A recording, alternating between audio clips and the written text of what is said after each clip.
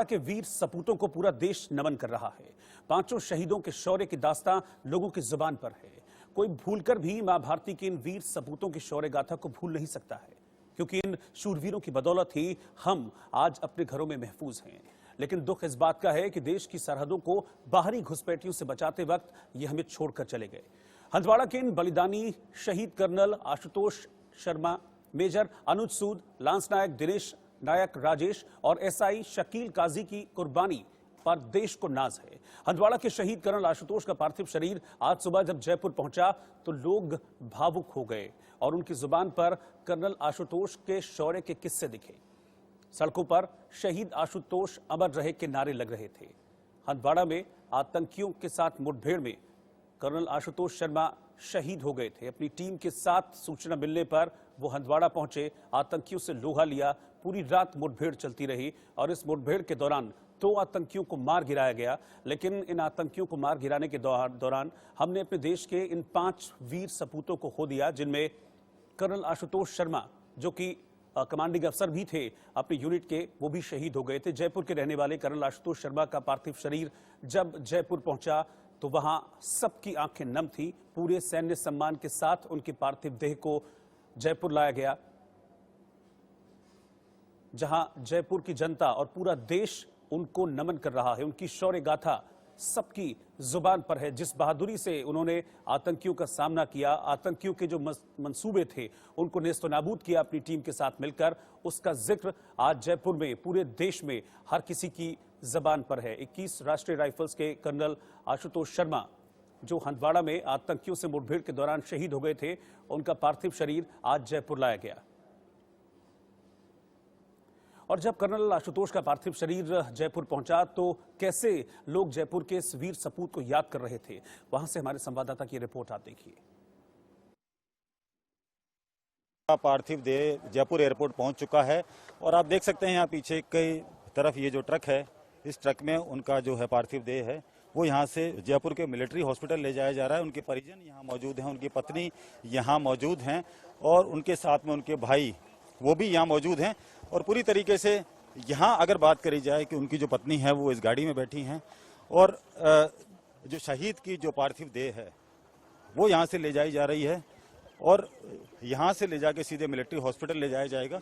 और उसके साथ साथ में यहाँ आप देख सकते हैं, यहाँ उनकी पत्नी हैं और उनका जो सारा सामान जो है इस बॉक्स के अंदर है।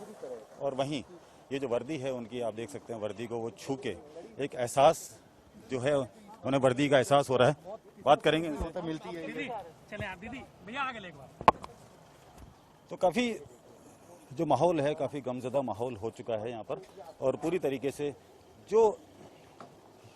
जो बॉक्स था, बॉक्स के अंदर जो उन्होंने जो हाथ लगाया उनकी वर्दी को, तो एक अलग एहसास, उनकी आंखों में एक चमक थी। और उनका ये कहना है कि पूरी तरीके से ये जो शहीद का परिवार था, ये शहीद का परिवार अभी भी यही कह रहा है कि उन्होंने वर्दी के लिए अपनी जान दी है, हम किसी प्रकार का शोक नहीं मनाएंगे। तो आप देख सकते हैं ये जो ट्रक है, ये ट्रक जा रहा है यहाँ से और सीधा मिलिट्री हॉस्पिटल है, वहाँ ले जाया जाएगा इस ट्रक को और वहाँ रखा जाएगा। और अंतिम संस्कार जो है वो कल सुबह 8:30 बजे के आसपास हो सकता है।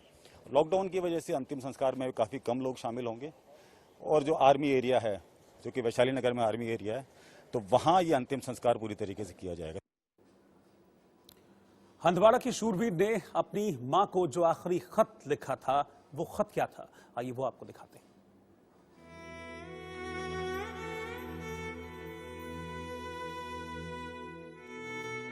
वो अक्सर घर को संभालती संवारती रहती है। मेरी मां मेरे घर आने की राह निहारती रहती है। लौट कर आऊंगा मैं भी पंछी की तरह एक दिन। वो बस इसी उम्मीद में दिन गुजारती रहती है। उससे मिले हुए हो गया पूरा 1 साल, लेकिन उसकी बातों में मेरे सरहद पर होने का गुरूर दिखता है। और इस वक्त मेरे साथ जयपुर से ध्वज आर्य संवाददाता जुड़ गए हैं। न्यूज रूम से editor strategic affairs Ashish Singh मेरे साथ जुड़ गए हैं। लेकिन पहले मैं जयपुर चलूंगा ध्वज के पास। ध्वज, किसी भी सिपाही का चले जाना हमेशा से दुखद होता है, लेकिन सेना की वर्दी के साथ कहते हैं कि शौर्य और सम्मान जुड़ा होता है। आप वहीं पर थे जयपुर में जब पार्थिव शरीर लाया गया शहीद कर्नल आशुतोष शर्मा का। क्या वो पल था? किस तरीके से लोग उनको याद कर रहे हैं, उनके शौर्य को याद कर रहे हैं?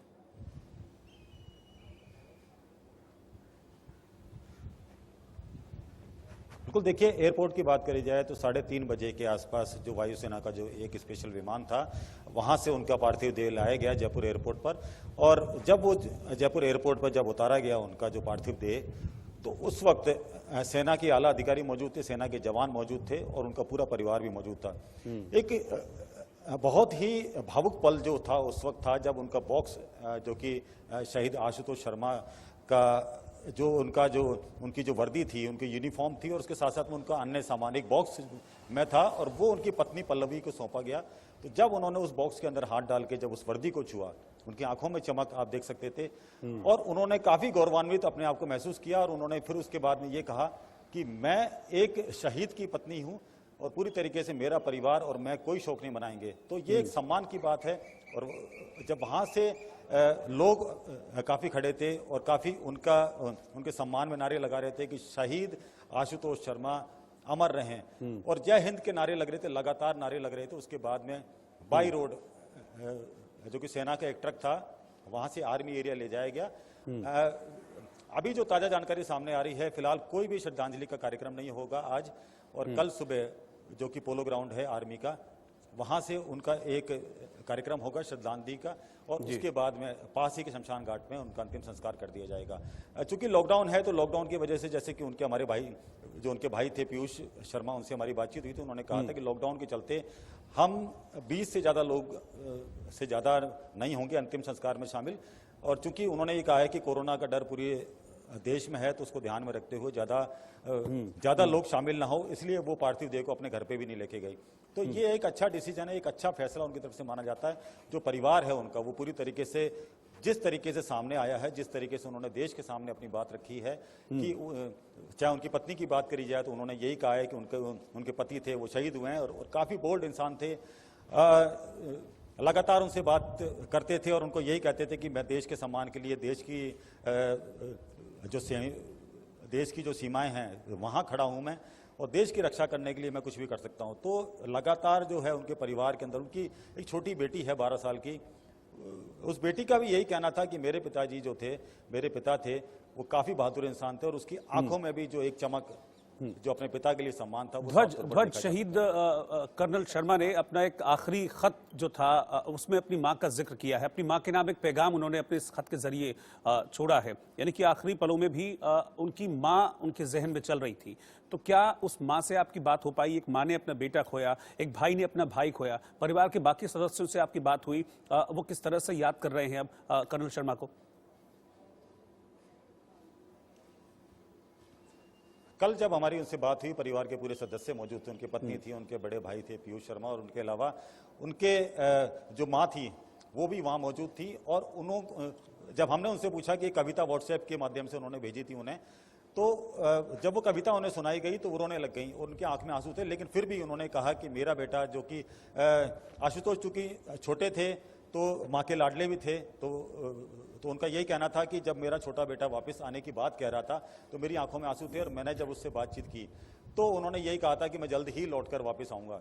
उनकी पत्नी से जब हमारी बातचीत हुई, उन्होंने कहा था कि मैं जब भी अगली बार आऊंगा तो एक सरप्राइज होगा, लेकिन उनका ये कहना था कि इस बार ऐसा सरप्राइज उन्हें मिला। तो एक बहुत ही गमगीन माहौल था। लेकिन उस परिवार की तारीफ करनी पड़ेगी कि वो जो परिवार है वो आज जिस तरीके से खड़ा है और जिस तरीके से अपनी बात रख रहे हैं और जिस तरीके से वो सम्मान महसूस कर रहे हैं कि उनके परिवार से जुड़ा हुआ कर्नल आशुतोष शर्मा, जो कि शहीद थे देश के लिए। ठीक है ध्वज, मैं आपके पास आऊंगा। कर्नल शर्मा के बारे में कुछ और बातें मैं जानूंगा, क्योंकि आपने उनके परिवार से बातचीत की है, तो किस तरीके से जो उनके आसपास के लोग हैं वो उनको अब याद कर रहे हैं। कर्नल शर्मा को सर्वोच्च बलिदान उन्होंने देश के लिए दिया है। लेकिन इस बीच आपको बता दें कि तमाम जो पूरा देश है वो इस वक्त शोक में डूबा हुआ है। जो बॉलीवुड है वो भी शोक में डूबा हुआ है। बॉलीवुड के अभिनेता आयुष्मान खुराना ने हंदवाड़ा में शहीद जो हमारे जवान हैं उनके लिए एक कविता उन्होंने लिखी है। वो कविता आपको सुनाते हैं पहले।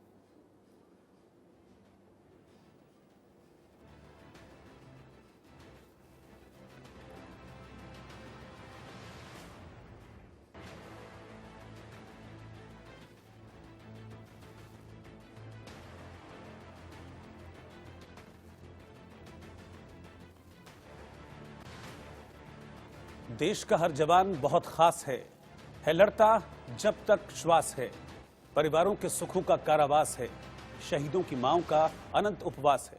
उनके बच्चों को भी कहते सुना है, पापा अभी भी हमारे पास है। तो इस कविता के जरिए आयुष्मान खुराना ने हंदवाड़ा में शहीद हुए देश के वीर सपूतों को, वीर जवानों को इस कविता के जरिए उन्होंने श्रद्धांजलि दी है। और इस वक्त अजय जांड्याल भी हमारे साथ जुड़ चुके हैं। जम्मू से मैं सीधा अजय के पास चलूंगा। अजय, आप तो बॉर्डर पर हैं, आप लगातार इसको लेकर रिपोर्टिंग भी करते हैं। हमने पिछले कुछ वक्त में देखा है कि लगातार पाकिस्तान की तरफ से इस तरह की हरकतें हो रही हैं। मैं सिर्फ अगर अप्रैल महीने की बात करूं तो अप्रैल महीने में हमने देखा कि बहुत से आतंकी जो हमले हुए हैं वो पाकिस्तान की तरफ से हुए हैं, बॉर्डर से शेलिंग हुई है, लगातार जो उल्लंघन है पाकिस्तान की तरफ से वो किया जाता रहा है। पिछले काफी वक्त में हमने देखा है कि इस तरह की घटनाओं में बहुत तेजी आई है।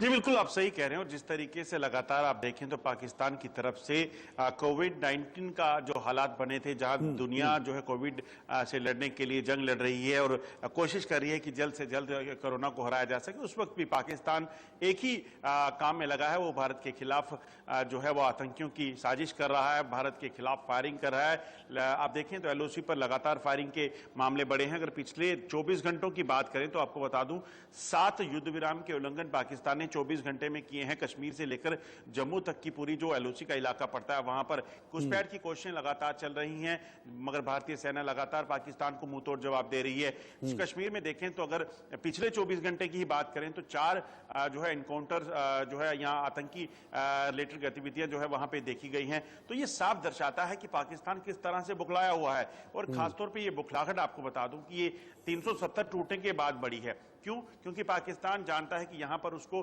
370 टूटने के बाद पाकिस्तान का एजेंडा नहीं चलेगा, यहां कोई पाकिस्तान का नाम लेने वाला नहीं बचेगा, यहां कोई पाकिस्तान की जो नापाक हरकतें होती थी उन्हें अलो नहीं करेगा, यहां तिरंगे जो है लहराएंगे, ना कि पाकिस्तान का झंडा कोई निकालने की कोशिश करेगा, या पाकिस्तान प्रस्त जो ताकतें यहां थी उनको खत्म कर दिया जाएगा। तो उसके बाद से पाकिस्तान की कहीं ना कहीं बुखलाहट बढ़ी और पाकिस्तान लगातार यहां पर आतंकियों की साजिशें कर रहा है और आतंकियों को और भेजने की कोशिश कर रहा है। क्योंकि अब कश्मीर का जो युवा है वो भी आपको बताऊं कि अब पाकिस्तान की जो है वो कहीं ना कहीं जो पहले रिक्रूटमेंट होती थी पाकिस्तान की तरफ से आतंकी जो ऑर्गेनाइजेशन थी उनमें नहीं जाना चाहता है, क्योंकि वो समझ चुका है कि पाकिस्तान सिर्फ और सिर्फ यहां पर खून खराबा कर सकता है, यहां पर मौत दे सकता है, और जिंदगी अगर कहीं मिलेगी, अगर कहीं तरक्की मिलेगी तो वो सिर्फ भारत के साथ होगी। और इसीलिए पाकिस्तान इस चीज को लेकर बुखलाया हुआ है। बिल्कुल, मैं आशीष के पास चलूंगा न्यूज रूम से। आशीष भी मेरे साथ बने हुए हैं। आशीष, उरी के बाद हिंदुस्तान ने जवाब देते हुए सर्जिकल स्ट्राइक की थी, फिर पुलवामा हुआ, पुलवामा के बाद हमने एयर स्ट्राइक की, लगातार पाकिस्तान को हमने मुंह तोड़ जवाब दिया है। अब हंदवाड़ा के बाद क्या स्ट्रेटजी होनी चाहिए? क्या हम उम्मीद करें भविष्य में कि भारत की सेना इसका बदला लेगी और पाकिस्तान को इसका माकूल जवाब दिया जाएगा? क्योंकि पाकिस्तान कभी मानता नहीं है, जो मान जाए वो पाकिस्तान नहीं है। इसमें कोई शक नहीं होना चाहिए कि इंडियन आर्मी ऑलरेडी अब प्रिपेयर कर चुकी है रिटेलिएशन।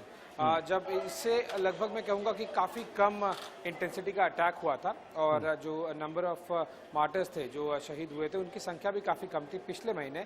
तब इंडियन आर्मी ने अगर बोफोर्स और 105 mm फील्ड गन का मुंह खोल दिया था, तो अभी केवल अंदाज़ा ही लगाया जा सकता है कि किस तरह से भारतीय सेना रिटेलिएट करेगी। लेकिन मैं आपको बता दूं कि रिटेलिएशन के लिए ज़्यादा समय नहीं लगेगा। जितना मेरे सूत्रों से नदन आर्मी कमांड में बात हो पाई है, उन्होंने कहा है कि आप मान के चलिए कि इस हफ्ते ही बदला ले लिया जाएगा, क्योंकि ज़्यादा डिले करने में और ज़्यादा नुकसान होगा। जहाँ तक रही जो विंटर्स हैं, जो शीत ऋतु है वो ख़त्म हो गई है और जैसे जैसे गर्मी आती है ये इन्फ्लेशन और ज़्यादा बढ़ता जाता है। तो जैसे ही आप एक बड़ा जिसे कहते हैं हिटबैक अगर पाकिस्तान को दिया जाए, वो भी पाकिस्तान आर्मी को, ना कि पाकिस्तान के टेरर इलाकों, पाकिस्तान आर्मी को अगर आप बड़ा एक झटका दें तो वो थोड़ा सा 2 कदम पीछे हो जाते हैं कुछ समय के लिए, और काफ़ी इसका इम्पैक्ट होता है जब इन्फिल्ट्रेशन की गति और नंबर दोनों ही कम हो जाती हैं। लेकिन इस बार क्या अटैक होगा, ऑब्वियसली नेशनल सिक्योरिटी की बात है वो। आशीष इस बीच हम बात कर रहे हैं, इस बीच एक बड़ी खबर आ रही है जम्मू कश्मीर से, बड़ी खबर है जहां पर हंदवाड़ा में एक और आतंकी हमला हुआ है। अभी हम बात ही कर रहे थे कि पाकिस्तान जो है वो बाज नहीं आ रहा है, और अब ये खबर आ रही है कि जम्मू कश्मीर के हंदवाड़ा में एक और आतंकी हमला हुआ है, और इस बार सीआरपीएफ की टीम को निशाना बनाया गया है। हंदवाड़ा में सीआरपीएफ की टीम पर हमला किया गया है। सीआरपीएफ की ये नाका पेट्रोलिंग पार्टी थी जिस पर अटैक किया गया है। इस वक्त बड़ी खबर मिल रही है, इस पर और जानकारी देंगे अजय जांडियाल इस वक्त हमारे साथ जुड़े हुए हैं। अजय, क्या खबर है इस अटैक के बारे में, डिटेल में बताइए। जी बिल्कुल, आपको बता दूं जो जानकारियां मिल रही हैं वो हंदवाड़ा से ही एक बार फिर से मिली हैं, जिसमें सीआरपीएफ की एक पार्टी पर जो है जो जानकारी मिली है कि वहां पर आतंकियों ने जो है वो फायरिंग की है, जिसके बाद हालांकि इसमें कोई नुकसान सीआरपीएफ को नहीं उठाना पड़ा है, मगर सीआरपीएफ ने भी तुरंत मोर्चा संभालते हुए जवाबी कार्रवाई की है, और वो आतंकी जिन्होंने फायरिंग की है वो वहां से हालांकि फरार हो गए हैं, मगर पूरे इलाके में जो है सर्च और कॉर्डन ऑपरेशन शुरू किया गया है। और आप देखें तो पिछले 24 घंटों में, जैसे मैं पहले कह रहा था कि 3 से लेकर 4 ऐसी आतंकी गतिविधियां कश्मीर में हुई हैं जो साफ दर्शाती हैं कि पाकिस्तान बौखलाया हुआ है। और खासतौर पे आपको बता दूं कि पाकिस्तान की तरफ से ये खास निर्देश इस वक्त आतंकियों को दिए गए हैं कि पाकिस्तान प्रस्त ये ताकतें जो है जो आतंकी हैं ये किसी न किसी तरह से सुरक्षा बलों को अटैक करें, उनको निशाना बनाएं। हालांकि सुरक्षा बलों ने भी देखें तो पिछले कुछ दिनों में ही लगभग 1 दर्जन के करीब आतंकियों को मार गिराया है, मगर अभी जो ताजा खबर है वो हंदवाड़ा से एक बार फिर आई है, जिसमें आतंकियों ने सीआरपीएफ की एक पार्टी पर हमला किया है, फायरिंग की है, और उसके बाद वहां से भाग निकले हैं। मगर सुरक्षा बलों ने, जो बाकी पार्टी हैं, एक्स्ट्रा फोर्सेज जो हैं वहां पे पहुंची और उन्होंने पूरे इलाके को घेर कर वहां पे तलाशी अभियान शुरू कर दिया है। आशीष, मैं अभी हम बात ही कर रहे थे कि जो सुधर जाए वो पाकिस्तान नहीं। देखिए, इसी बीच बात करते करते खबर आ गई, पुलवामा में अभी हुआ शनिवार को, फिर हंदवाड़ा में, फिर कल नौशेरा में, आज फिर हंदवाड़ा में। इतने फ्रीक्वेंट अटैक्स क्या कह रहे हैं? क्या कोई प्रॉपर प्लानिंग के तहत ये सब कुछ हो रहा है? कोई लंबी साजिश रची हुई है पाकिस्तान ने? ये जो लगातार अटैक हो रहे हैं और पिछले 48 घंटों में ये दूसरा अटैक का एक ही जगह पर, ये क्लियरली इसी बात की तरफ इशारा कर रहा है कि अब कश्मीर में जो विंटर्स थे वो खत्म हो गए हैं और अब समर शुरू हो गया है, और पाकिस्तान इसमें बिल्कुल हिचकिचा नहीं रहा है। भले ही दुनिया पूरी कोविड से लड़ रही हो, लेकिन वो उनकी जो स्ट्रैटेजी है ये जो पाकिस्तान में पाकिस्तान ऑक्यूपाइड कश्मीर से कश्मीर की तरफ इन्फिल्ट्रेशन की, वो पूरी तरह से की जा रही है। लेकिन एक बात और मैं दर्शकों को ध्यान दिला दूं कि जिस तरह से ये जो डिसीजंस लिए गए थे 5 अगस्त को आर्टिकल 370 और 35A के बाद में, उसके बाद में इंडियन आर्मी ने काफ़ी दबा कर रखा था पाकिस्तान को, पाकिस्तान की आर्मी को और पाकिस्तान के जो टेरर ऑर्गेनाइजेशन उनको। तो ये विंटर्स के बाद में अभी काफ़ी एक बड़ा मौका मिला है पाकिस्तानी आर्मी को, जिस तरह से वो एक्सप्लॉइट करने की कोशिश कर रहे हैं और सबसे ज़्यादा इन्फिल्ट्रेटर्स भेजने की कोशिश कर रहे हैं।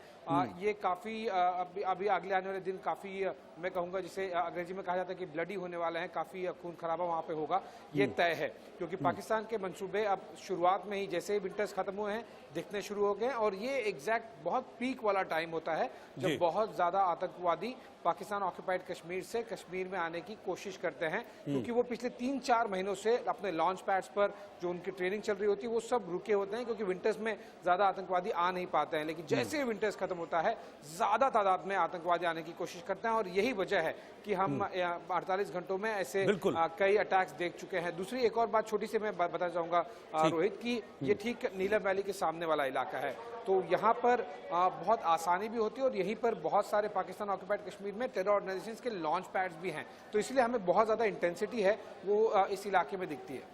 जी, मैं सीधा जयपुर चलना चाहूंगा। ध्वज मेरे साथ जयपुर से जुड़े हुए हैं। ध्वज, जयपुर ने अपना लाल खोया है, देश ने अपना बेटा खोया है। पाकिस्तान के खिलाफ कितना गुस्सा है जयपुर में? जब उनका पार्थिव शरीर आया था तो वहां पर 7वीं सेना के बहुत से जवान थे, उनका परिवार भी था, बातचीत हुई होगी आपकी। कितना गुस्सा पाकिस्तान के खिलाफ इस तरह की कायराना हमले जो करता है पाकिस्तान?